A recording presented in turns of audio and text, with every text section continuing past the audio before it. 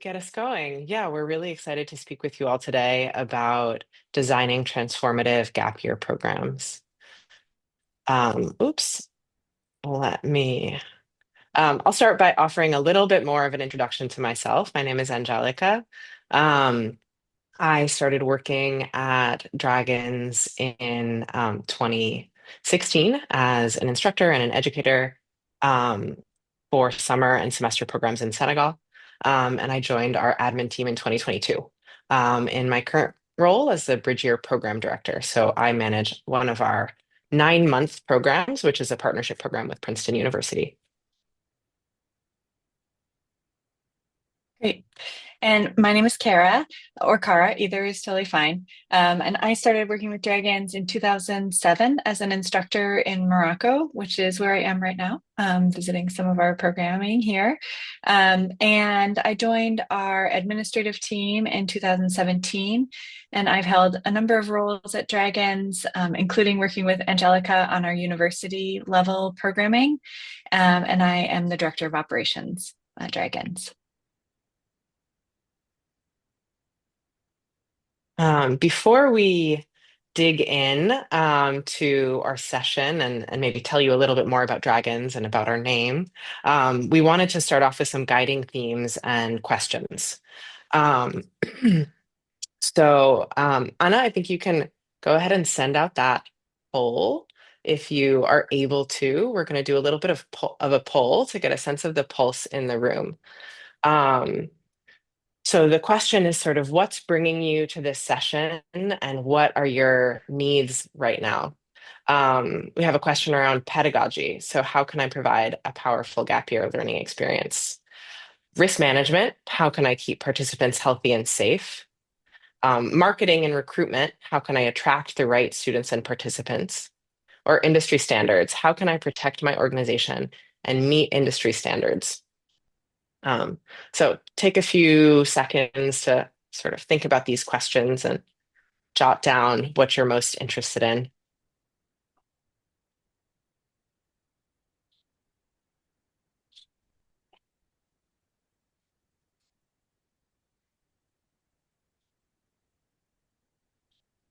Looks like most people are most interested in pedagogy. I feel like that makes sense with the group and thinking about designing gap year experiences. And then a couple of people thinking about marketing and how you might attract students or participants to this kind of programming. We'll definitely touch on both of those things throughout. And we're going to touch a little bit on risk management and industry standards as that's a big part of our work as well. So we can head into the next slide. I'll give us a little bit of an overview of um, what we are doing here. Um, I think we can wrap up the poll maybe, Anna, at this point. I'm not sure if you're still seeing that on my screen. I'm Um, not, and you shouldn't either. okay. Mhm. But I'll give a bit of a session overview now. I think I sorted it. So we're going to start by introducing dragons and sharing a little bit about our approach and our pedagogy. Um, and then we'll share a few lessons learned on those 4 topics that we mentioned. So thinking about pedagogy, thinking about risk management, thinking about marketing and recruitment, and then thinking about industry standards. And then we'll open up the floor to have a little bit of a conversation about what's coming up for you all as you listen and hear more about our approach.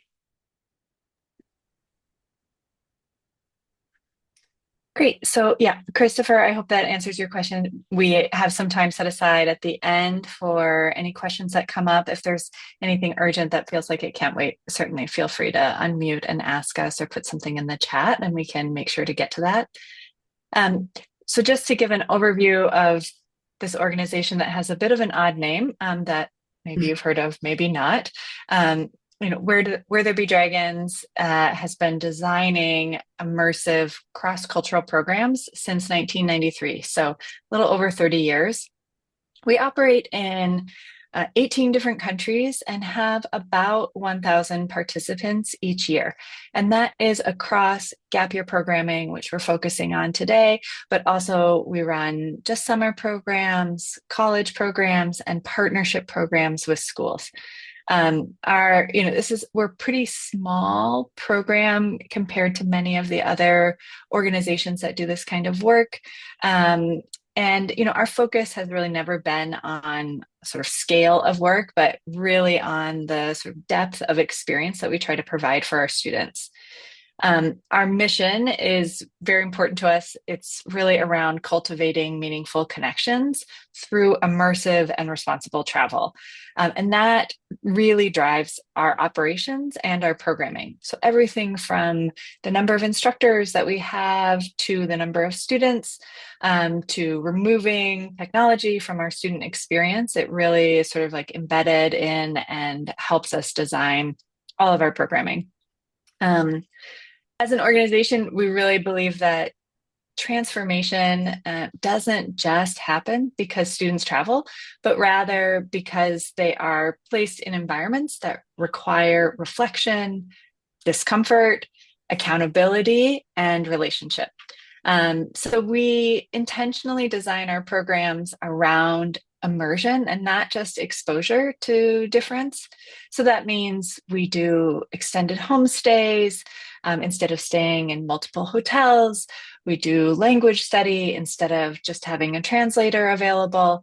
And we really focus on small groups so that our participants get really meaningful mentorship from our field staff and the folks that we refer to as instructors, working with them on the ground.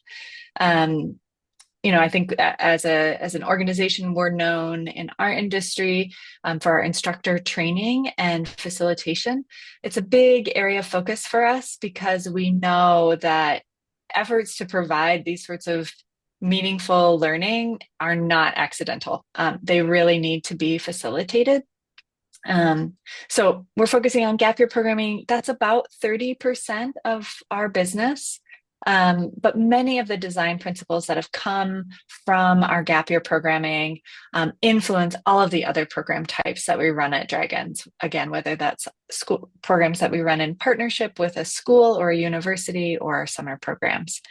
So that's a little bit about who we are. And I can maybe then talk about our approach, Angelica, if you want to move on to the next slide. I guess, one thing we talk about at Dragons is that one of the really big missed opportunities in the travel industry, for which we are adjacent, is underestimating what these experiences can actually do. So travel can be lots of things. It can be just sightseeing, or it can really shape how somebody sees the world and sees their place in it. So if we treat programs as though they're just logistics that need managing, that's how they will operate. But if we treat them as opportunities for transformational learning, that means that we will design our programs very differently. In a lot of this gap year industry, these experiences are often framed as trips, and we choose to frame them as programs and courses really intentionally, because we want to have these programs have a clear progression and clear learning outcomes. And that shifts, like that, even just that language shift can really shift our focus from just what students can learn about a place, which is important, but also how that experience can shape their empathy, their humility, or their sense of responsibility. And much of that is not taught directly in a sort of traditional educational framework, but we see it as sort of caught.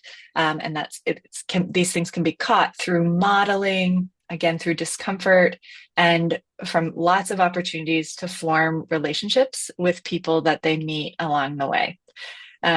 So when we talk about our work, we say it's student-centered, which really means in a lot of ways that we're designing programs to meet students where they are in life. And GAP students, in particular, those students they've finished secondary school and yet to go on to university for the most case. These are students who are in a moment of transition.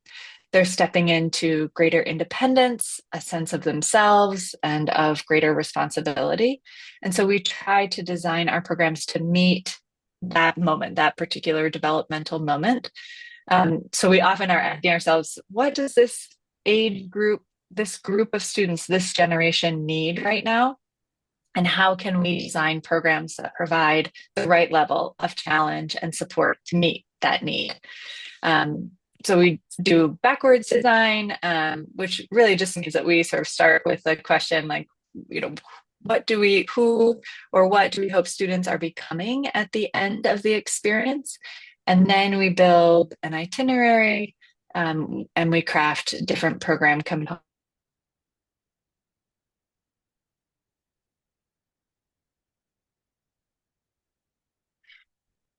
Oops, I think we lost Kara. But I can pick up for a second while hopefully she makes her way back. Um, we engage in a backwards design process. So we set sort of learning outcomes for where we hope students will be at the end of the program, and we engage in a design process that we hope carries students towards those learning outcomes. We also design for flexibility. So we're building itineraries and programs in such a way that we can be responsive to student interests and student needs, and also to what we encounter in the field.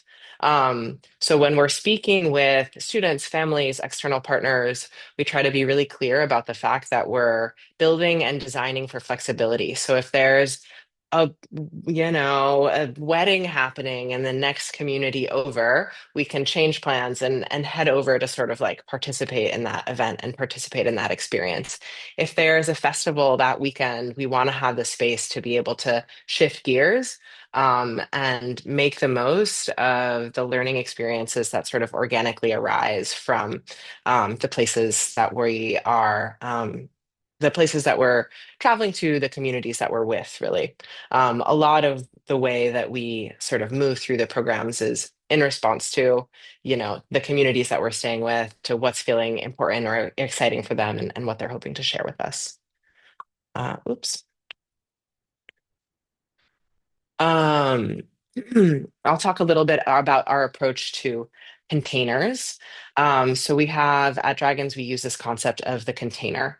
The container is the structure, systems, and interactions that sort of hold the student experience. And there are many things that build this container: people, material, communications, activities. They define the structure and the sort of container both for the organization and for the student experience. The reason that we like to use this model of the container, or one of the ways that I like to think about it, is that it creates a space inside of which students feel safe, inside of which they feel that they can push their boundaries, inside of which they feel that they can productively challenge themselves while still feeling held. Um, the container is built through a number of different layers. So the first and sort of outermost layer is that administrative container. So that's kind of the container piece that folks like Kara and I are holding. That's our mission statement, core values, management structure, admissions, outreach. All of those are our big sort of administrative container. Inside of that is the program container. Which is that institutional knowledge, gear and facilities, folks like program directors. Then there's the field staff. As Kara was speaking to earlier, we invest a lot of time and attention to training our staff, to training our staff as facilitators, to training our staff in the skills to sort of really steward and hold student experience. And then there's the student group container. Personal goals, leadership progression, accountability, the culture that the student group and the staff together is able to create.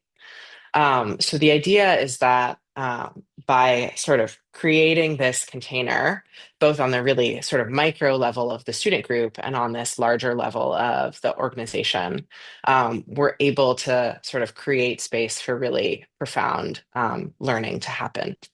But that you kind of need that boundary a little bit. You need that structure in order to sort of create the freedom for, you know, change to happen inside of that space, and for students to feel that they can step outside their comfort zones, to feel that they are in a space or in a sort of like safe learning space where they can really challenge themselves to grow.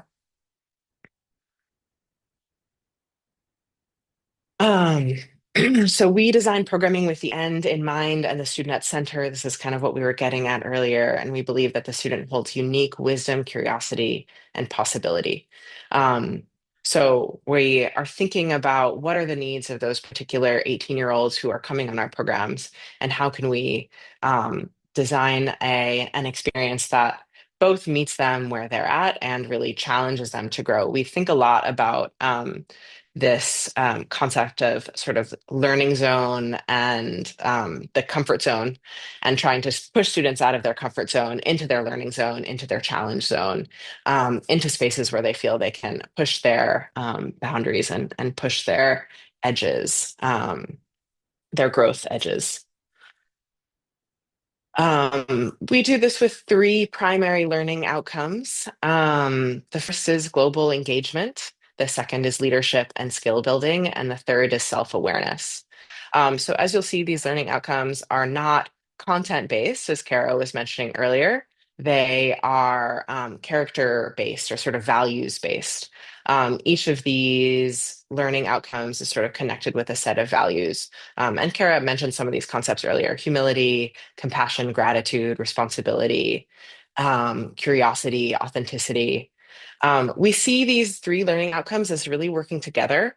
So self-awareness is connected to leadership and skill building, and you can't sort of build that set of leadership skills if you don't have a sense of self-awareness. And both of those two skills feed into a sense of global engagement and sort of asking students to engage in this question of like, who do I want to be in the world, and how can I make change, and how can I create an impact in global systems? We see these three learning outcomes as really working together um, towards towards a student experience, and towards sort of they create the space for us to sort of engage in deeper and more critical conversations with the students who are coming on our programs. We sort of implement those three learning outcomes through a five-phase course progression. And so what I think is interesting about the five-phase course progression is that it's something that we use on all of our programs. So whether a program is 10 days or whether it's 9 months long, we're moving students through this same course progression. It starts with orientation, which is that sort of essential early moment of container building and community building. That's a space where we're creating those structures, creating those systems, creating that group culture, and hopefully creating a safe space inside of which students can feel that they can really challenge themselves and sort of push their boundaries and engage in deeper learning. From there, we're moving into what we call preparation and skill building phase, and then into practicing phase. This is the phase where students are learning language skills. They're having small opportunities to engage in sort of independent challenges. Maybe we're doing a scavenger hunt in a local market or in a local town.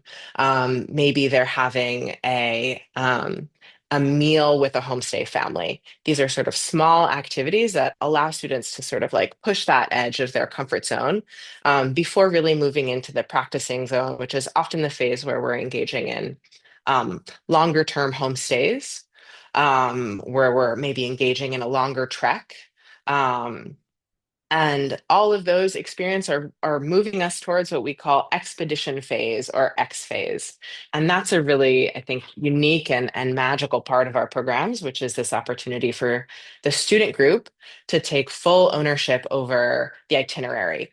For that can be for a half day, for a full day. On our longer programs, it's up to 2 weeks where students are doing itinerary design, they're booking accommodations, they're organizing guest speakers, they're teaching and facilitating, and they're really like taking ownership over the program. And it's a really practical and embodied way for them to put into practice everything that they've learned over the course of the first three phases. So they're using those language skills that they've been developing. They're using the cultural skills that they've been developing. They're working with community members that they've been engaging with. Um, and sort of like having a real and engaging in challenge. I mean, I think X phase is often one of the spaces where tensions come up. Sometimes there's group conflict, so they're often sort of like also learning how to like resolve conflict amongst themselves, to sort of like work through moments of challenge, or maybe there are miscommunications and they've got to sort of work through that together. So it's a really, I think, essential element here. And then we move into transference phase, which is the final phase of our program, which is really about transferring the experiences and the learning that's happened over the course of this program back home. So thinking about how do I carry this forward into my life, and into my future? How do I allow this experience to really give shape to what comes next? So that transference piece is actually a really essential part of the whole learning progression. I'll just really briefly throw this slide up here because I do want to make sure we have some time for discussion. These are our 9 program components. We weave these 9 different program components into all aspects of into every program. So every program should have a little bit of homestay, a little bit of trekking, some element of language study. And again, as you'll see here, these are not like content focused for the most part. There are a few that are content focused, but a lot of them are about experiences that we believe like challenge students to grow and to sort of, again, push that comfort zone and push that sort of edge of their learning.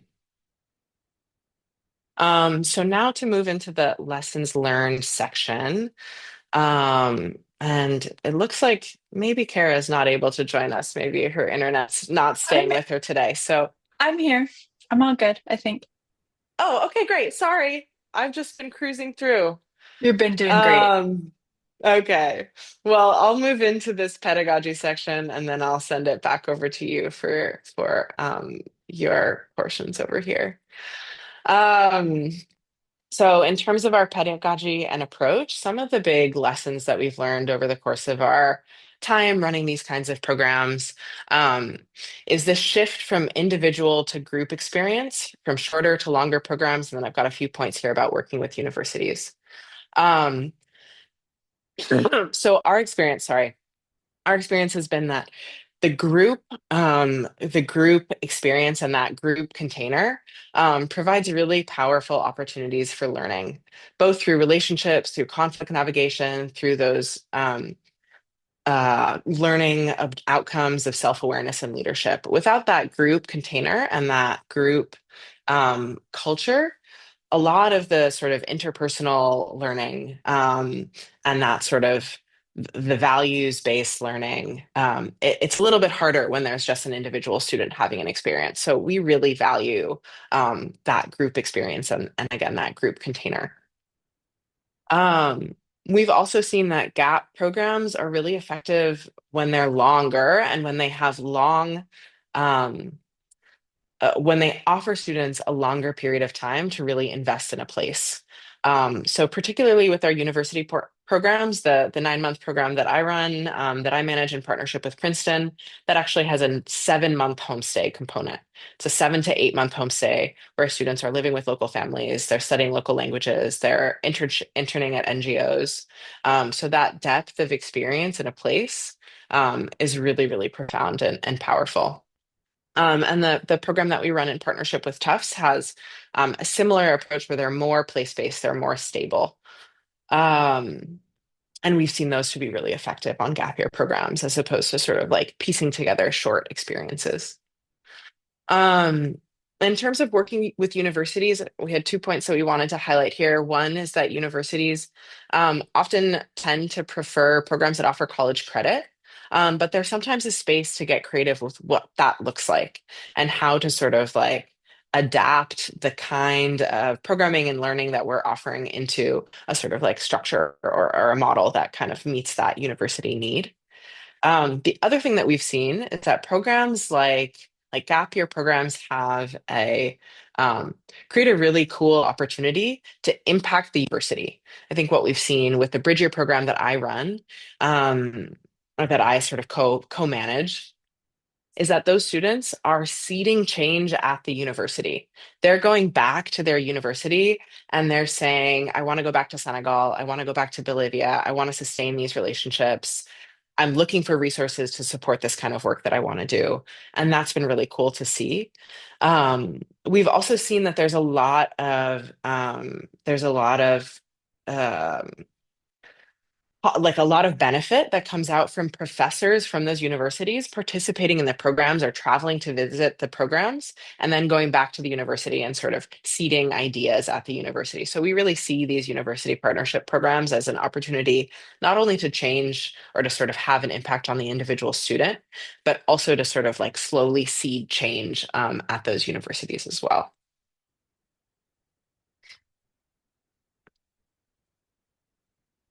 Thanks, Angelica, and thanks for taking over for me. Appreciate Nice. your patience with my internet. Yeah, we wanted to talk a little bit about risk management. I know this wasn't selected as one of the things you are all most interested in, but is in our work very important. Dragons, as I mentioned, has been working for about 3 decades, and we've learned a lot of lessons around risk management. And so just wanted to cover a few of those here. The first is really that we talk about risk management, not risk avoidance. I think we know, many people know that real growth and discovery are often found outside of our comfort zones. And there's risk in those spaces often. So our job is not to eliminate risk, but to engage with it intentionally. So we are really trying to create these meaningful challenges for students while also managing the inherent risks of travel. Um, we have a series, some of the things that we've done to mitigate that. One is having a series of what we call red rules, which are prohibited behaviors. We keep them really simple for students. And these are strong and non-negotiable boundaries. And we train students to know that these are hard lines. These are the absolute no's of the program. And we really try to train them to take them quite seriously. We know that when students are following these basic red rules, we can expand autonomy everywhere else. Another thing that we've learned over the years is that risk management is 90% proactive. Having intentional program design that we've talked about, staff training, building really strong community relationships, having good admissions decisions, all of those can really mitigate a huge proportion of incidents. Incidents certainly happen, but the majority of our work is planning and trying to mitigate the potential impact of incidents that happen. I think there's a question about what the actual red rules are. So the red rules are no drinking, no illicit drugs, no what we call exclusive relationships, which is both about intimate sexual romantic relationships, but also about relationships that exclude other members of the group. No self-harm, and no taking of prohibited transportation, which is primarily motorcycles, but depending on the context, there are other modes of transportation that are prohibited. And those kind of like go well into the big five as well. Over these years, we've found that the majority of incidents fall into five pretty predictable categories: interpersonal and sexual misconduct, water safety, gastrointestinal illness, transportation, and stuff that happens when students are on their own, unsupervised, so during their independent time. So knowing that those are the most common really has helped us build proactive systems around those specific areas. And then finally, a lesson that we take really seriously is that, of course, policies and systems are critical. Those are, I like love living in systems and policies. That's sort of my realm. And in truth, leadership and the judgment of the people working with our students are essential. So the folks that we have working with students out there in the field, they're the primary responders, and so they really need to be well trained and supported and in close contact with a group of people. So at Dragons, we have a risk management team that is there to support our team remotely in the field. And the environments that we work in really require instructors who can be dynamic and who can assess situations and adapt in real time. So having those experienced and really well trained field staff is probably our most important risk management tool.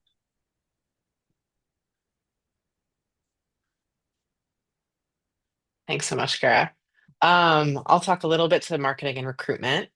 So a first big lesson is to consider your messaging. We've sort of put this set of images out here, and as you can see, a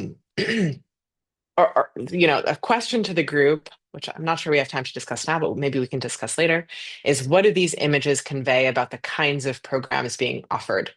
So I think you all can see that some of these images are about fun. They convey spring break. They convey come here and have a blast. Um, some of them also convey, maybe questionable ideas or ideas that we might want to push back against around service and around what service looks like, right? So we want to be really attentive to the kinds of images that we're using when we share about our programs. Um, the images from the dragons programs here are I think the image where the students are wearing their backpacks as they head out to a boat, that's sort of speaking to some of the ideas around rugged travel, around responsible travel. And the image in the top right, which is with the homestay family, a student with a homestay family. So what are the images that can convey these sort of essential values of our program, and kind of attract the students that we are looking to attract, that we hope will participate. Um, I might use that to just jump down to this point about building the container early. I was talking about that container earlier. So the marketing message, the materials that you communicate with the outside world about your program, that is already a part of building the container. So thoughtful pre-program preparation allows you to align participants with the program goals. So we're doing that through the marketing and outward messaging. We're doing that through the admissions process. We have a really intentional admissions process where students are interviewed, and we engage them in a conversation about what their goals are. And finally, know your audience. We've done a lot of thinking over the course of the past few years about how the Gen Z audience is different than the millennial audience, and that our language and our approach has to really shift to meet Gen Z where they are at, and to meet their needs and their interests. And yeah, and to sort of ensure that we're speaking their language. So just an invitation to sort of reflect on that, as you think about any marketing or recruitment materials.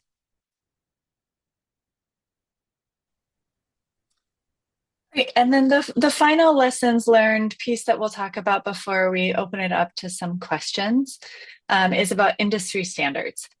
So in this field of gap year programming or experiential education or even study abroad, more generally, there are a set of pretty standard operational expectations for organizations who are running these kinds of programs. We just thought we'd go over those if this is new kind of programming to you, or you're sort of curious about what some of those baseline expectations can be in the field.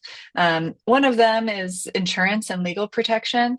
There's often an expectation that there's commercial liability coverage, and that can be many of the partners that we work with, they sort of expect a minimum of a certain amount of money, maybe $5 million per occurrence. And then they also can sometimes expect a variety of different specific insurance coverage. And that might be coverage for abuse, workers' compensation, cybersecurity coverage, and almost like certainly emergency evacuation coverage.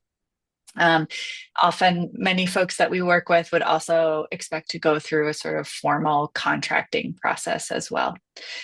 We also see it's really common to expect that field staff are trained in some sort of medical certification, at least basic first aid and CPR, but sometimes wilderness first aid, and would expect an organization to have a 24/7 emergency response structure. A lot of potential students and partners would also expect that an organization would have a really clearly documented risk management framework.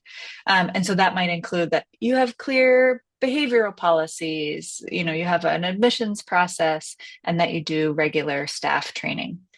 And then a lot of organizations operating in this field, including Dragons, have found it really useful to pursue some kind of external validation, whether that's through accreditation. So there's an organization called the Gap Year Association that does this accreditation. There's also an organization called the Forum on Education Abroad. They do something similar.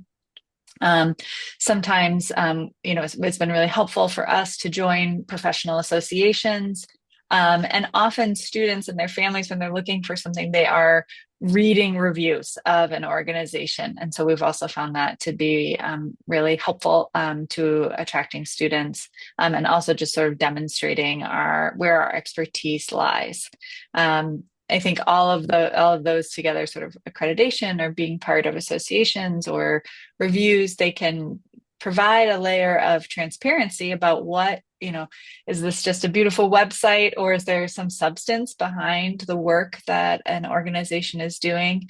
And it also provides accountability to the organization so that we are doing what we say that we do.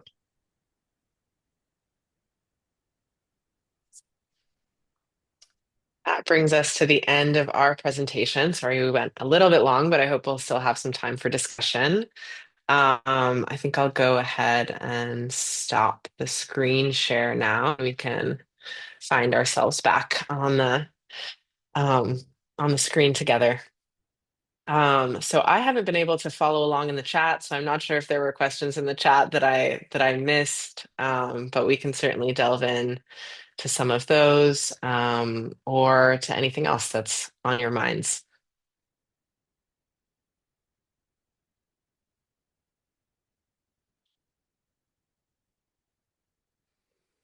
I would like to ask something, a few basic questions, but first of all, thank you so much, Angelica and Cara, for contributing. I think in a ecoverse like ecoversities, this is all very interesting for us to learn more, because we do organize, we have informally organized learning journey, and there is someone like Anna here who is, for example, very much involved in this kind of learning, traveling experiences. So I'd like to ask you, how do you identify eventually community partners? Because I think, for example, and that's the reason why I invited Angelica to contribute, because I think within Ecoversity we have so many incredible learning spaces, autonomous learning spaces, and community who could eventually host experience as such those you provide. So how do you assess, involve, how do you reach out? What could be a way to maybe be in touch with you and propose or be part of certain of the itineraries? And how do you work with the students interested and their family, I suppose, when you group together And the last very quick, stupid question is about how much this experience you provide cost, just to give us a scale of the cost that you have in organizing all this and that the families or the students will need to afford to be part of this experience. And thanks again.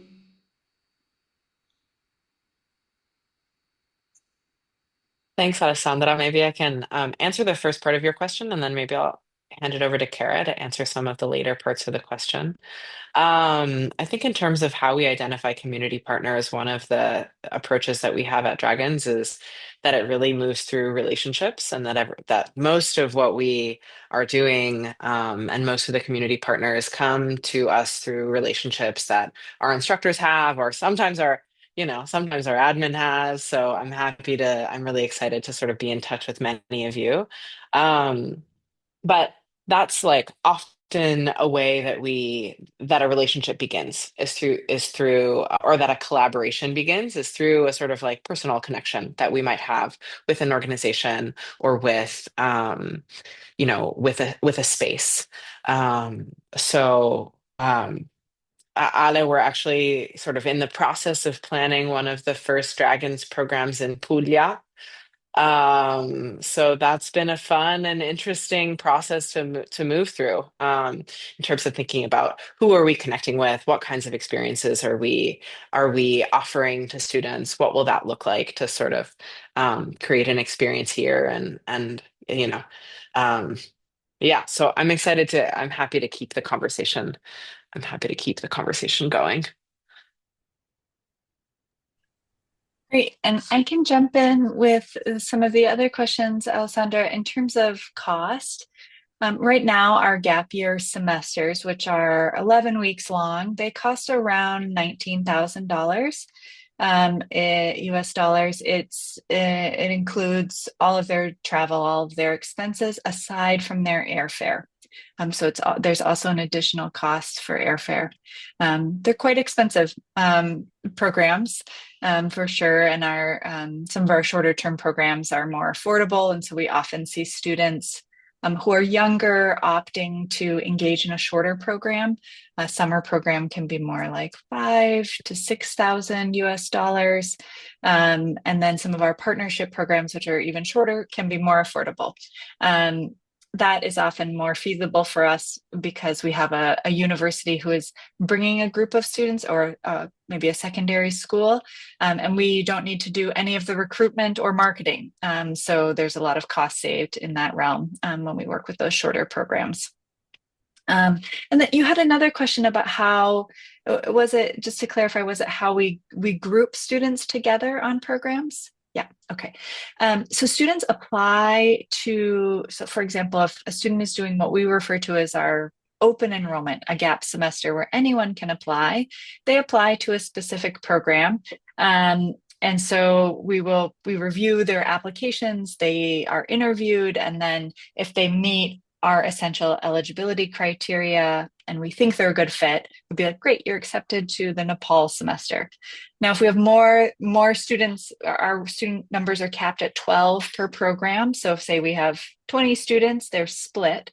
And in that case, our admissions director are looking really carefully to look at, a gender balance and looking at other like criteria from their applications to try to create a student group that she thinks will work well together. Maybe some students who've already have a lot of travel experience with those who don't, to try to pair them in that way. We're quite intentional on those programs, on our GAP programs, about trying not to place students together who know one another. We found that it can actually be really powerful for students to show up to a space where none of these are their friends already or siblings or something like that. So we tend to encourage those students to go on different programs. Maybe we can hear from Andre next. I think I saw your hand raised earlier. Thank you. Yeah, thank you for your presentation. Really interesting. I wanted to bring what I said when we were meeting before the presentation started. Just bring this question about translation, because I've only heard gap year as a concept in English, and some of us at the communication spiral team from universities eventually entered this discussion on how do we say gap year in Spanish or in Portuguese? Because if you just translate literally, the concept doesn't make sense because there's not such a thing for us in the south part of the world. So this is a question, and it's also um, I'm trying to when we talk about translation, it's not just about words, it's about ideas. So because we really don't have such a thing in this southern part of the world, I think probably people with a lot of money do things like that, but we don't have a concept. And so how can we embrace this gap year concept? And maybe because it's beautiful, it's powerful, and I also want to bring Anna here because she does things like this, traveling with people to Peru and things like that. So I'm very curious on how can we name this with our words, with our education's view, and so on. Thank you. Yeah, great question. I think Andre, you brought this up right before we were starting, and I was saying that I don't think we have a good term. I mean, I am drawn to the term bridge year, which is one that we use in our partnership program with Princeton.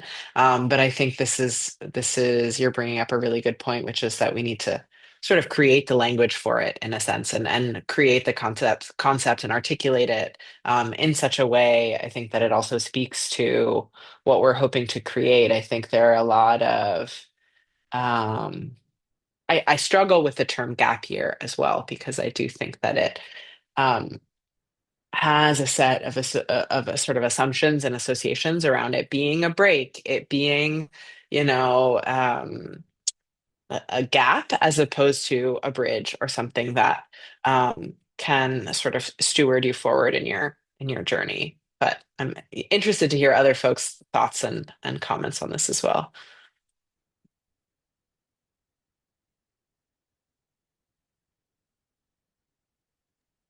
I have many thoughts and comments also because Andrew was really nice to mention my name. But I think we can first hear from Christopher and Hauda, and then I also have a Okay, question for you both, switching my perfect. Great. co-host and participant hat.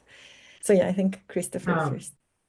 yeah, thanks. I'll before I ask my question, I'll just share my thoughts for Andre's question. I would imagine that a lot would have to do with the story that you're telling about the program, and also with the particular like accreditations or third-party partnerships that you choose to build into the design. You know, if people are going to be earning any kind of credentials, or they're going to be earning university credit, or they're not going to be earning university credit. It's sort of like, how are you positioning that? Is it just a gap in between years of university or before you go into your career, or is it an alternative pathway, or is it something that you do to reflect before you choose a major pathway? Like, I think that story would be, that also starts with like kind of designing with the end in mind, I guess. Just my thought on that. Um, I actually have two questions, and they come from comments that you both made.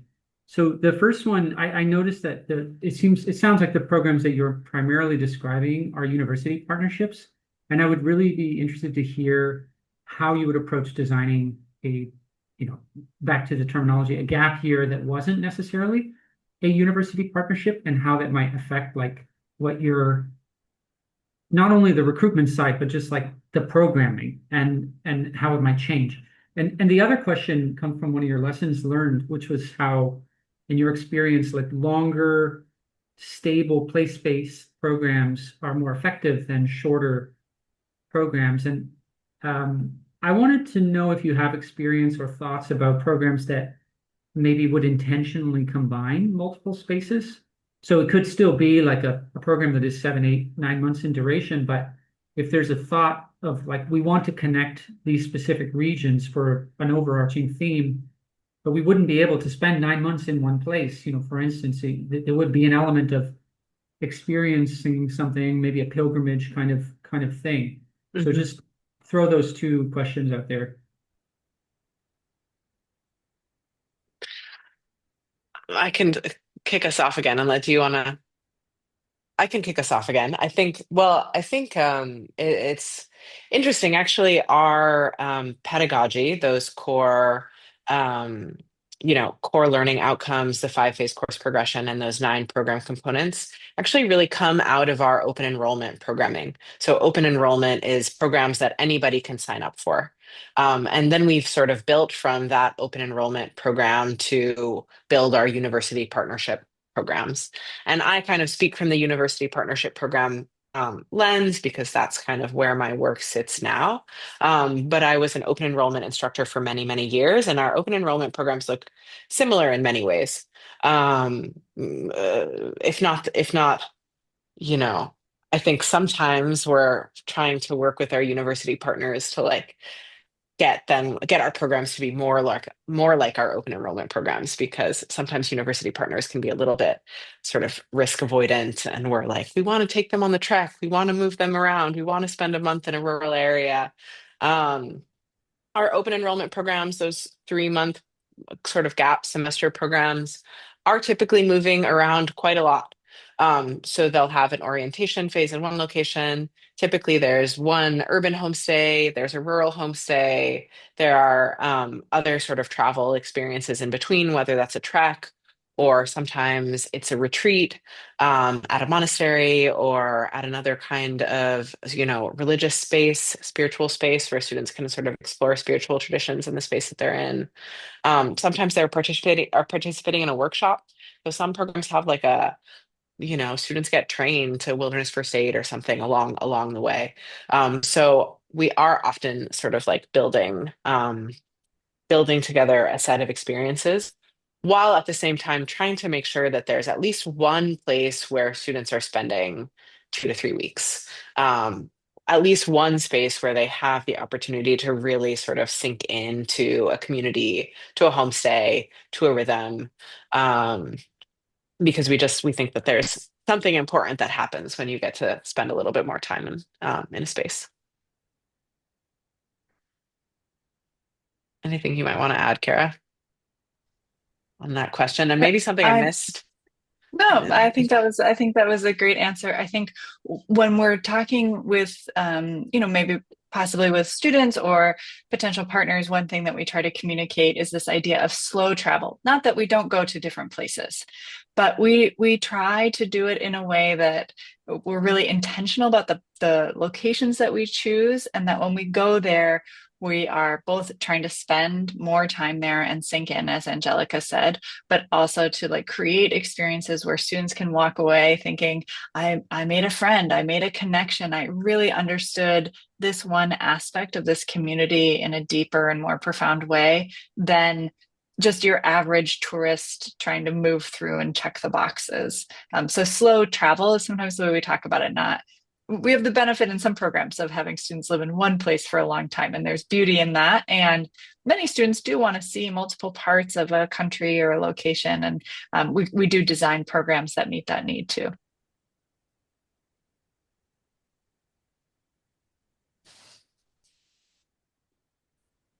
Thank you.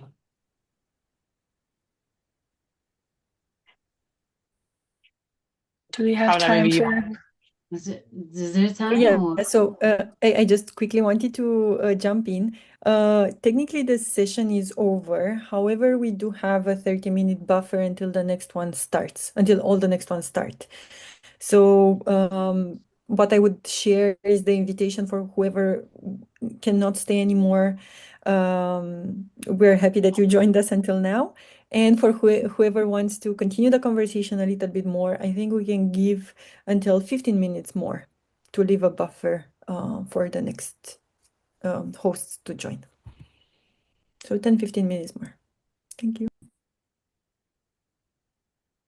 Okay. So maybe thank you, Anna.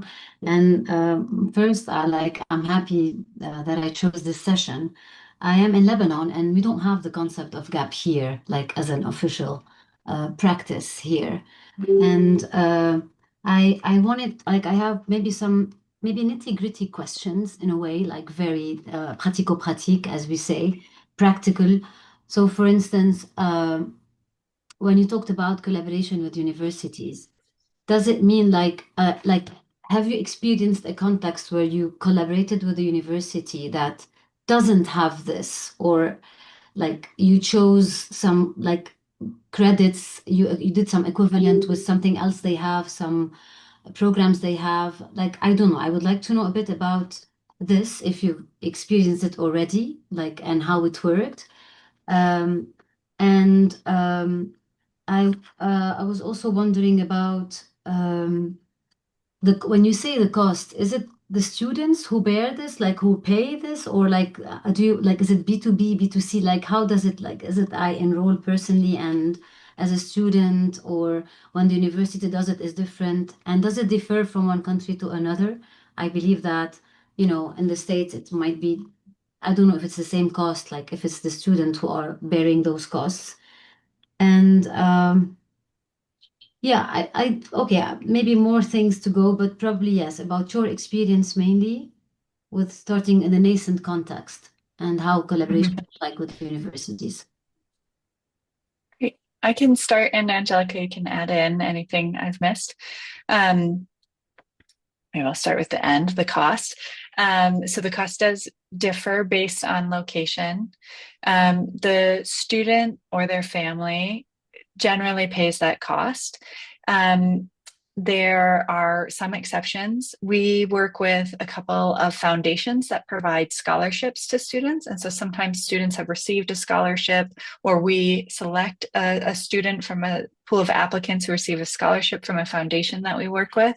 And we also do something, we offer our own scholarships, but also do sliding scale tuition. So students can come to us and say, I can pay 50% of tuition. And we determine if we can figure out a way to cover the cost for the other half. When we work with schools, the school sometimes pays for the program. Sometimes the students are directly paying the school and they pay us.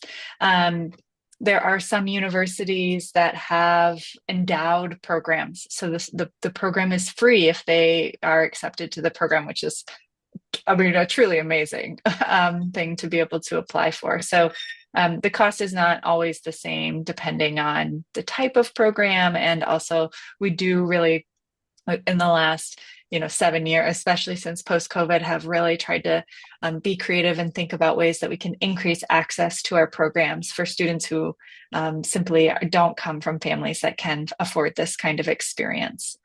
In terms of the collaboration with universities, we have had schools come to us saying, we want to start something. We don't know where to begin. And we will put in a proposal saying, this is how we think it could work. If there are some times where they have the idea, say they want to teach classes, sometimes they already have that idea in mind. Other times we have designed coursework that they can then offer through their university to, like, it can be either delivered by us or sometimes delivered remotely. But we've collaborated with universities when they've had that sort of a need. I don't know, Angelica, if you would add anything to sort of like the collaboration piece. Yeah, I mean, I think that we have also sometimes, um, I think sometimes these relationships with universities take a long time to build too. So some of it is about sort of like connecting with a professor, over a series of years who might eventually want to take their students on an experience that is beyond the classroom. So sort of like having that long-term perspective in mind of saying like relationships with these professors at these universities might be something that eventually, sometime down the line, could develop into a program if we're aligned, which is kind of, I think, that point that I was trying to get at earlier around sort of like like using this kind of programming to like change the university in a way too, and to sort of like have an impact in sort of like what's happening um, on campus. Maybe I just wanted to I know, know like, that if, some of our, oh yeah, go ahead. sorry, I meant in your experience, there was like, um, the universities were able to know like what course, similar course, what like this experience could fall under which kind. Just wondering if you're kind of Mm. marketing it, you know, you would tell them, well, this could be the equivalent of such course, let's say community service. I don't know what you have in different universities, but probably that's the main question. Like, can it be kind of marketed that it does validate those specific learning outcomes, let's say, or that mentorship course or whatever?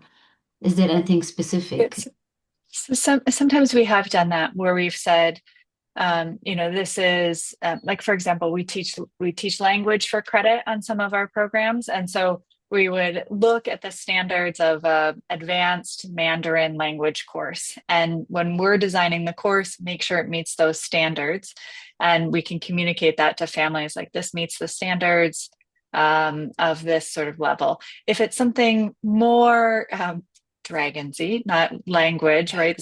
Sometimes like we have like a course on leadership development, or something that's more about cross-cultural learning. In those cases, we'll be like, this could be an anthropology course or a sociology course. And again, if we are designing a course specifically, we are looking to see like what would the equivalent be in a university system to make sure that any sort of more for credit course would meet those standards. So that's been helpful. And also just to say that we do work with the Gap Year Association, which has a set of approved courses that they've worked with the university. And so we partner with them and then are just able to offer their classes, which eliminates a lot of that effort for us.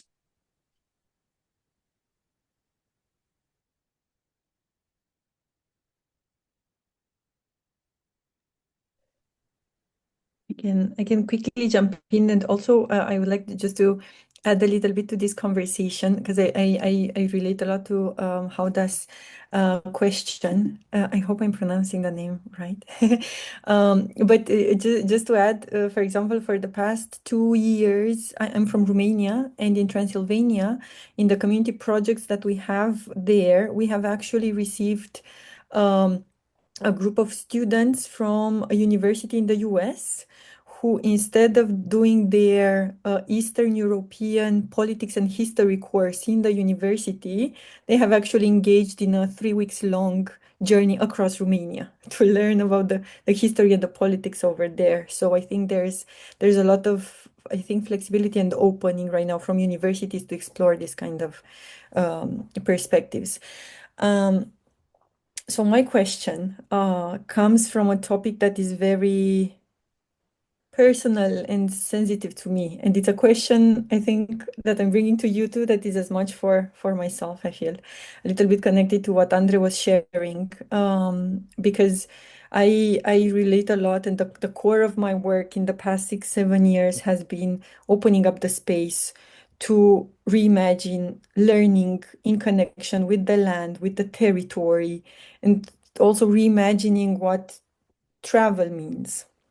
So one of the shapes that takes is a series of unlearning journeys that we run. For the first years, it was in Central and South America, and right now I'm opening up the space in Eastern Europe as well for them.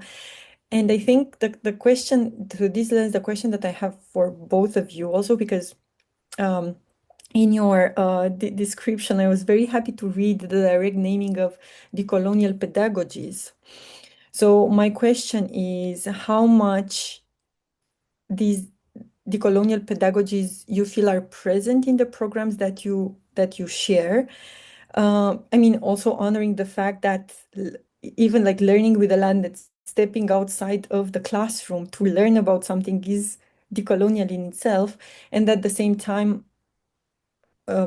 honoring, naming maybe these dynamics of what it means to have a group of kids with a certain level of financial privilege from the global north, and invite them and take them to experiences in the global south, right? So it's, And I'm also sharing that because, for example, with some of the kids, some of the students that we have had that have come over in Romania to learn about the history of communism and oppression, there were also some of them that, were very direct about, trigger warnings and very sensitive topics that we shared.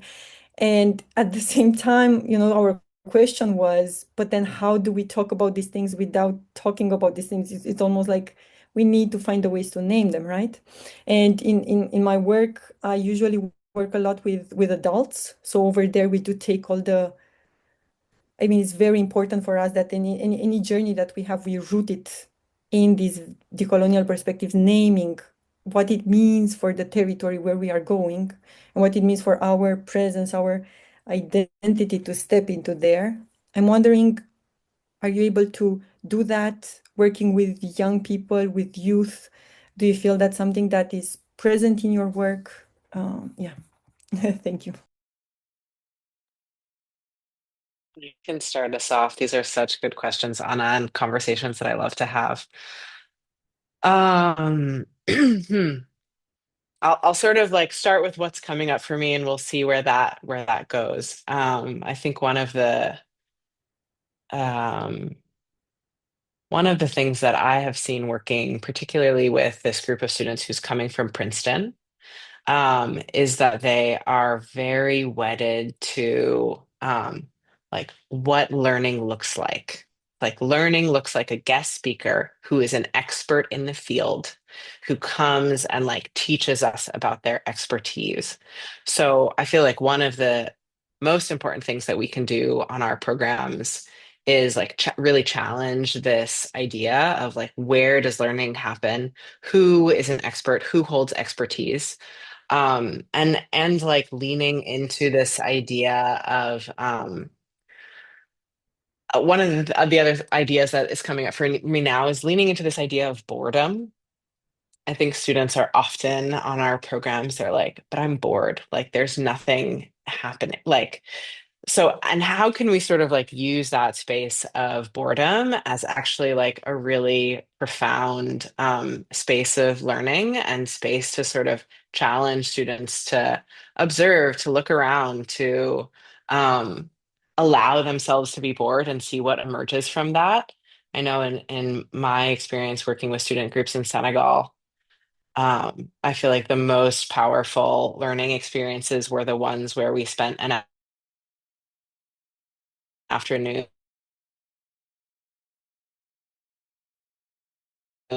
sitting with someone under the magma and space together.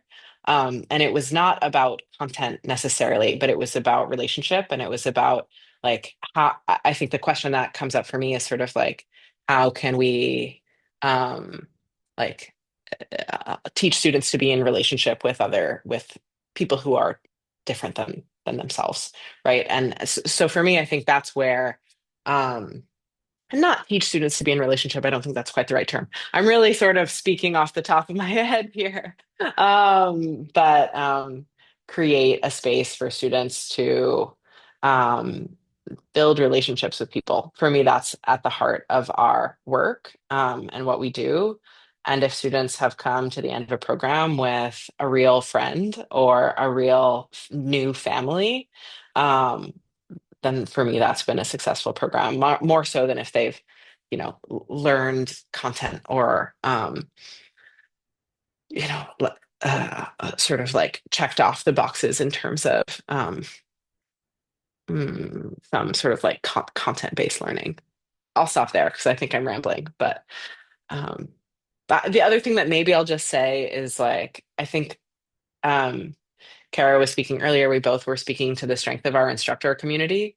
And our instructors are really amazing facilitators. So they're the folks who are bringing on the ground those ideas around like decolonial pedagogies and how to sort of like engage students in land, in place, and thinking about and sort of like deconstructing those ideas of where learning happens and what it means to sort of learn something at all, right? Stop there.